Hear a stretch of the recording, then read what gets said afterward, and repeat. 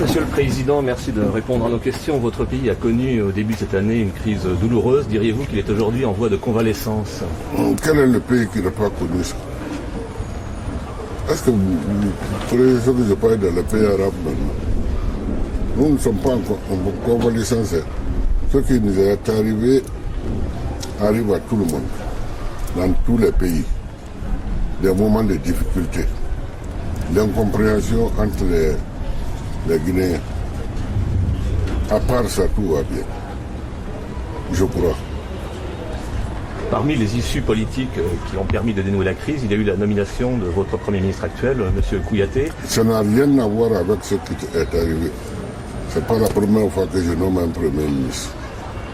Normalement, dans tous les pays du monde, il y a le président, on nomme un Premier ministre. Mais chez nous, ce n'est pas une obligation. Mais c'est nécessaire. C'est pour ça que j'ai nommé un Premier ministre. Ce n'est pas à cause de ce qui est arrivé à Guinée. J'espère que c'est une bonne chose d'avoir un président et un Premier ministre qui prennent des fois des coups à la place du président. Il n'en reste pas moins que ce Premier ministre a été nommé dans des circonstances un petit peu particulières. Je pense que vous en convenez. Il y a eu ces manifestations, il y a eu des dizaines de morts quand même. C'est quelque chose d'assez singulier. Donc c'est quelque part un Premier ministre de crise. Oui, nous avons eu un moment de crise par incompréhension. On ne s'est pas compris. Il y a eu des malentendus. Ce qui a failli provoquer des crises. Mais je crois, moi, que tout est rentré dans l'ordre. Nous continuons à avancer. Dans tous les pays démocratiques, il y aura des problèmes comme ça. Donc cette crise fait partie du passé, Monsieur le Président. Mais bien sûr que ça a passé. Ou bien. Est-ce que cette crise a donné des idées aussi? Ou bien vous croyez que nous sommes encore en crise?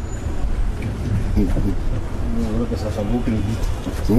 Nous ne sommes plus en crise, il y a eu des moments de difficulté, c'est vrai, d'incompréhension entre les Guinéens, mais moi je crois que tout est rentré dans l'ordre maintenant. Cette crise de janvier a donné des idées aussi aux militaires qui ont manifesté ces derniers temps pour exiger. Moi je suis militaire. Que si les militaires ont eu des idées, c'est pour m'appuyer. Ils ne veulent pas que les civils se moquent de moi. C'est tout. Et si les civils avaient réussi à faire ce qu'ils voulaient, les militaires auraient fait autre chose. Donc c'est une chance que nous avons eue, que les civils ont échoué. Vous êtes allé au camp Alpha Yaya, franchement, au bon moment de la crise. Nous avons admiré votre courage. Parce que c'est pas. Ah non, ça c'est pas un courage. Je regrette, mais c'est pas un courage. Le camp Alpha est sur moi. Je me suis mis au camp Alpha qu'en ville. Je suis parti voir mes compagnons d'armes. Je ne pense pas que ça fait un courage, ça. C'est mon devoir d'aller au camp. Et le plus souvent, je vais au camp, même s'il n'y a rien. J'ai mon repas à la cuisine, je prends, je mange avec les soldats et je quitte. Ça, c'est toujours. Il n'y a pas un mois qui passe si je ne rentre pas au camp Alpha. D'abord, j'habite un camp, je quitte là-bas, je vais voir les militaires dans l'autre camp. Je ne vois rien de spécial dans ça. Au plan politique, est-ce que la nomination de M. Kouyaté correspond à un choix personnel de votre part ou est-ce qu'il est dicté par les circonstances? Non. Un choix personnel. Un choix personnel. Je ne suis pas obligé de nommer un Premier ministre. Si je le nomme, c'est parce que je le veux. Sinon, j'ai toujours dirigé la Guinée sans Premier ministre. Des fois, je prends, on ne s'entend pas de savoir. Parce que c'est lui qui s'en va, moi je ne veux pas. Il se trouve aussi que c'était quand même l'homme qui était proposé par une partie de l'opposition, une partie des syndicats? Non, non, non. Non. Ni les syndicats, ni l'opposition, personne n'a rien à m'imposer en Guinée. Moi. Je suis là pour servir le pays. Je l'ai suffisamment servi. aucun corps étranger ne viendra rentrer entre moi et la population guinéenne. Ça, c'est exclu. Alors, pardon, excuse-moi, il est évidemment trop tôt pour dresser le bilan de votre Premier ministre, mais enfin, quand même, quelques mois ont passé. Est-ce qu'il vous donne satisfaction? Mon Premier ministre est très bien. Il est très bien, c'est pour ça que je l'ai choisi. Il est très bien. Il fera ce que moi je veux, il fera ce qu'il veut. L'essentiel est que ça serve le peuple. Donc, jusqu'à présent, vous êtes satisfait de ce qu'il a fait depuis qu'il a été nommé? Mais j'ai toujours été satisfait. Il n'a rien fait de tordu. Il a toujours bien travaillé. Et je sais qu'il continuera à bien travailler. S'il ne travaille pas bien, ça c'est entre nous deux. Je l'appelle dans mon bureau, on me dit ce qu'il a dit et on reprend notre travail. Le courant passe bien entre vous? Le courant, hein? Il n'y a jamais eu de courant entre nous. Le courant au sens positif. Il n'y a jamais eu de courant entre nous. Je l'ai appelé pour m'aider à travailler. Il le fait bien. Donc on continue. Le jour que il ne fera pas ce qu'il faut, je ne dis pas ce que je veux, hein, ce qu'il faut pour le pays, on se sépare, c'est tout. Est-ce que quelque chose est en train de changer en Guinée? Est-ce que quelque chose est en train de changer dans votre pays? Tous les jours, ça change. Tous les jours, il y a des changements. Oui. Heureusement qu'en Guinée, ce qu'on change, c'est positif. Alors, est-ce que vous acceptez l'expression qui est parfois employée, nous sommes dans une période de transition? Comment? On dit parfois, nous sommes dans une période de transition. Il n'y a pas de transition en Guinée. Je suis le chef, les autres sont mes adjoints et mes subordonnés. C'est tout. Il n'y a pas de transition ici. L'administration à l'intérieur du pays est un peu fragilisée depuis les événements. Non, c'est pas vrai. C'est faux. L'administration continue à travailler comme il faut. Parce que les administrateurs qui sont à l'intérieur du pays savent ce qu'ils ont à faire et ils le font bien.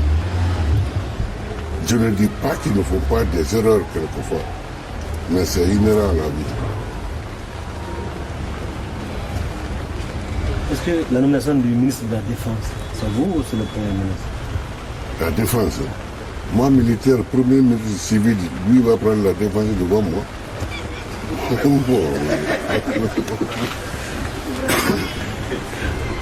Sauf si je nomme quelqu'un à ma place, mais sinon c'est moi le ministre de la Défense.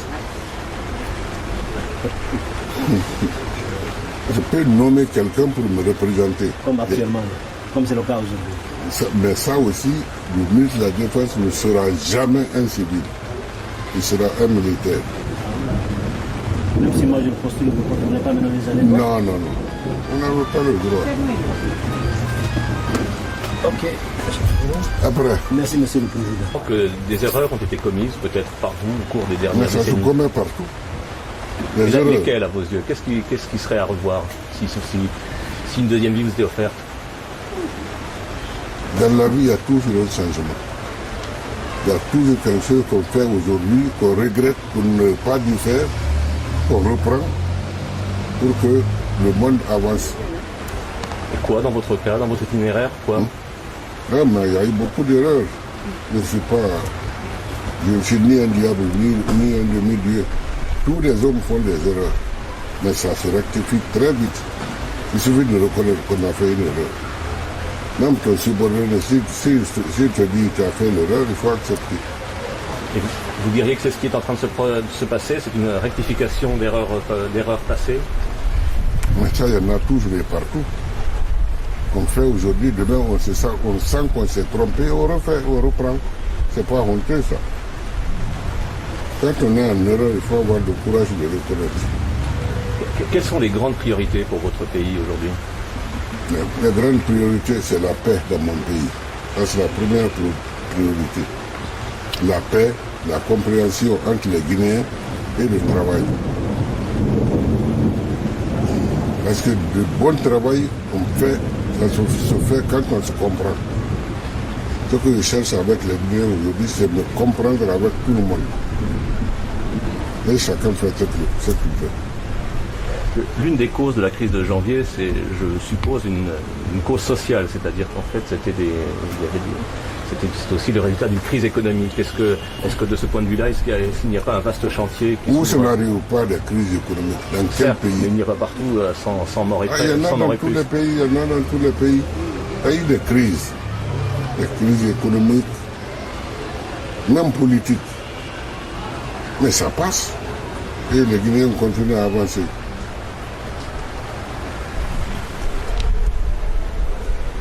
Vous direz qu'il y a une responsabilité collective de la classe dominante, économique dominante guinéenne Non. pour Une cette... erreur n'est jamais collective. C'est toujours individuel. C'est toujours quelqu'un qui se trompe. Dans son erreur, s'il reconnaît qu'il s'est trompé, c'est lui qui fait marche arrière. Parce que la Guinée doit avancer. On avance avec les erreurs, elles se commettent partout, dans tous les pays du monde. Mais cela ne doit pas arrêter l'avancée du pays. Et quelle réforme peut aujourd'hui rétablir la confiance du peuple guinéen? La conscience du peuple guinéen est bien établie. Très bien établie. Quelques moments d'incompréhension peut-être. Mais les Guinéens se comprennent bien, s'acceptent bien et ils avancent ensemble. Merci, M. le Président. Vous êtes fatigué? Moi, ça fait signe que je viens. Ça fait signe que j'ai voté. Le Bréda. C'est bon. C'est vraiment bien. Merci bien. Merci, M. le Président.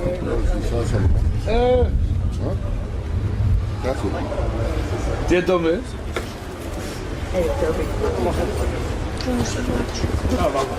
Bâti. Pourquoi? Regarde, il s'est battu à l'école. Si je...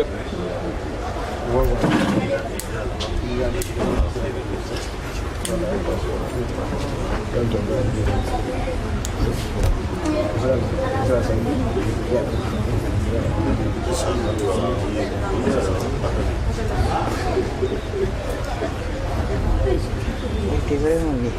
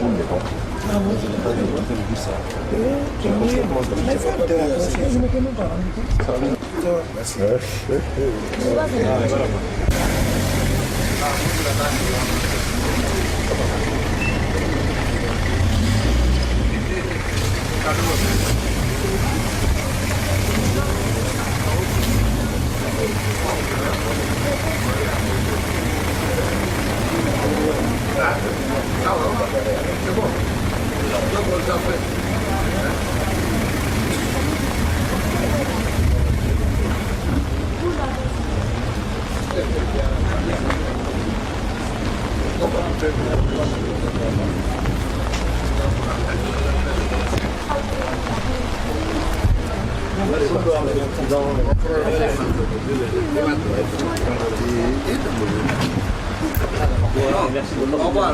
Merci.